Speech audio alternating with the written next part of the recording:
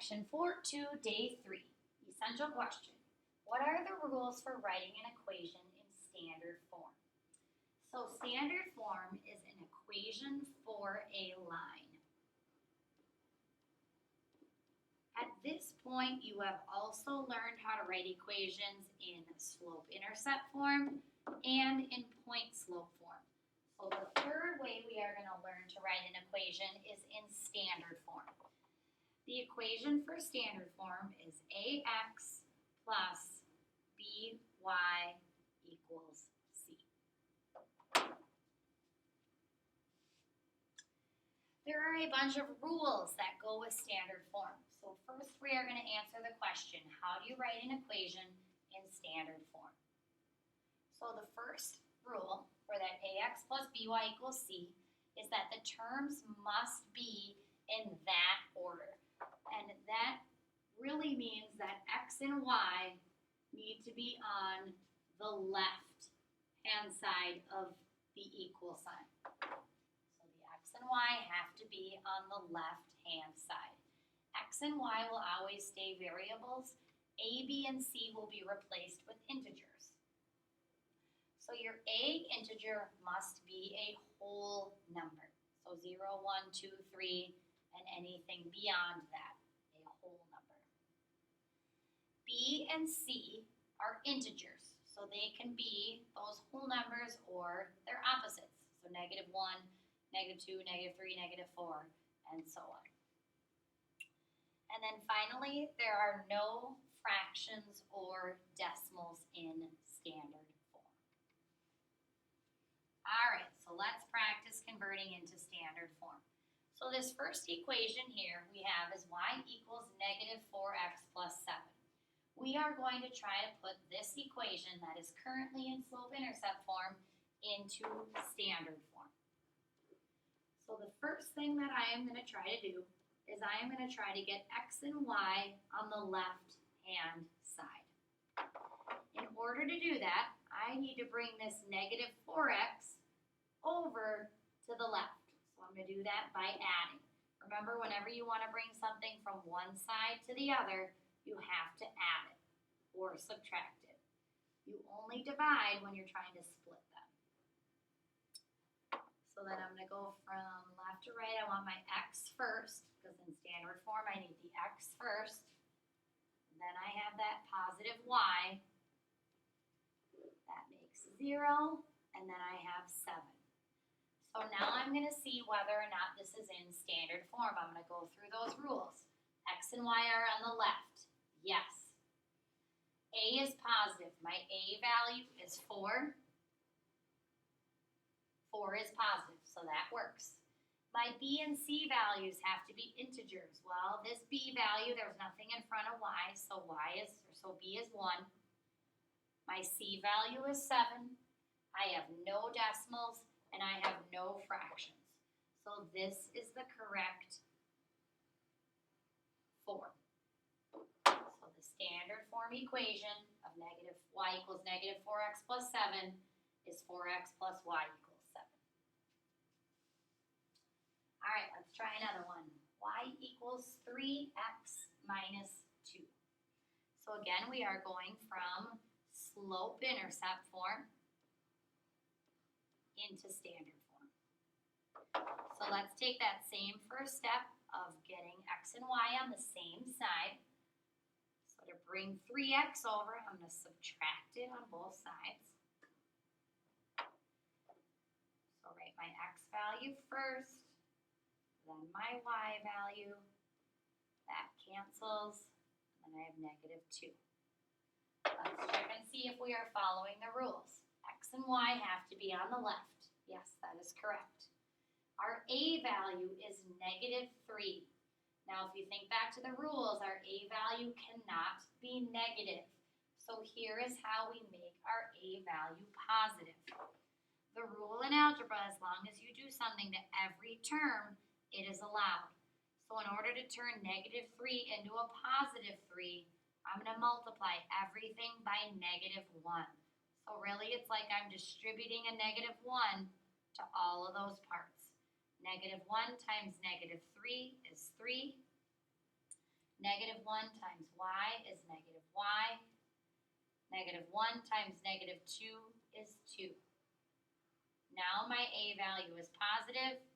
My b and c values are integers. And there are no fractions and no decimals, so I am done. 3x minus y equals 2 is the standard form of y equals 3x minus 2. All right, now instead of starting with slope-intercept form, we are starting with point-slope form. Now the easiest way to go from point-slope form into standard form is by going into slope-intercept form in the middle. So let's distribute.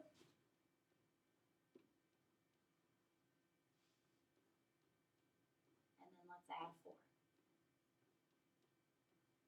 Oops, 4 to the negative 2x. I want to add it to the negative 12. Keep things lined up so it's not confusing.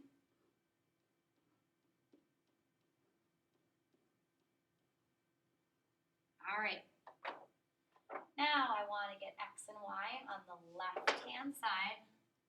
So I am going to add 2x to both sides.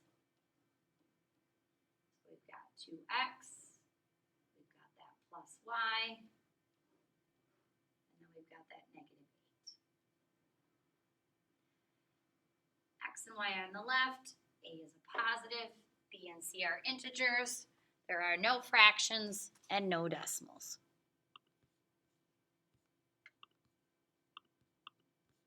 Let's try that again with more point-slope form.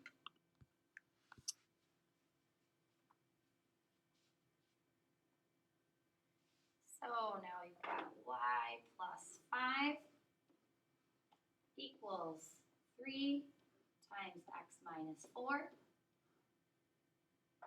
We will get this into slope-intercept form first.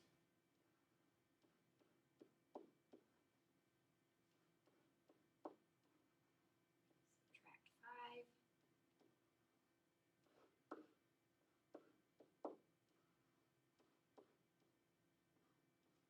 Okay. So to keep going from there, get our x and y on the same side by subtracting 3x. So then we've got negative 3x plus y equals negative 17. X and y are on the left, but once again our a value is a negative, so we need to turn it into a positive by multiplying by negative 1. Negative 1 times negative 3x gives me 3x. Negative 1 times y gives me negative y. Negative 1 times negative 17 gives me a positive 17. Now we are in proper standard form. All right, we are back to slope-intercept form for these last two. Our problem with this first one is two things. X and y are not on the left-hand side, and we also have fractions. Anytime we have fractions, I like to get rid of those first. Whenever you don't have a fraction, your problem is a little bit easier. You will notice that the base of both of your fractions is 7. So the way to get rid of that bottom number, we've learned this year, is to multiply.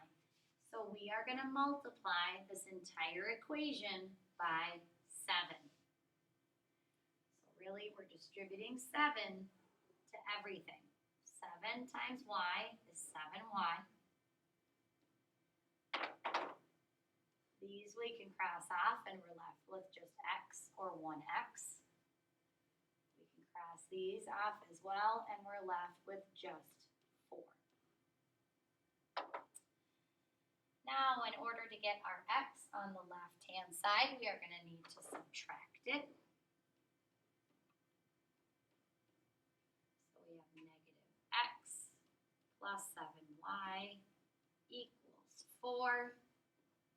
And then last, we have that x that's negative but shouldn't be.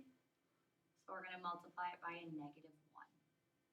So then that'll be a positive x, a negative 7y, and a negative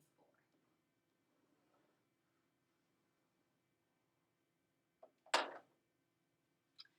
X and y are on the left, a is positive, b and c are integers. All right, last one.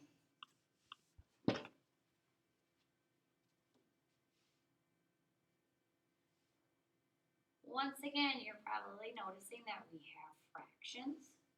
We're going to want to get rid of those first. So get rid of the 3's by multiplying everything in the equation by 3. So this will make those go away and we're left with 2y. These will cancel as well, and we're left with just x. 3 times 5 is 15. Get x and y on the same side by subtracting it.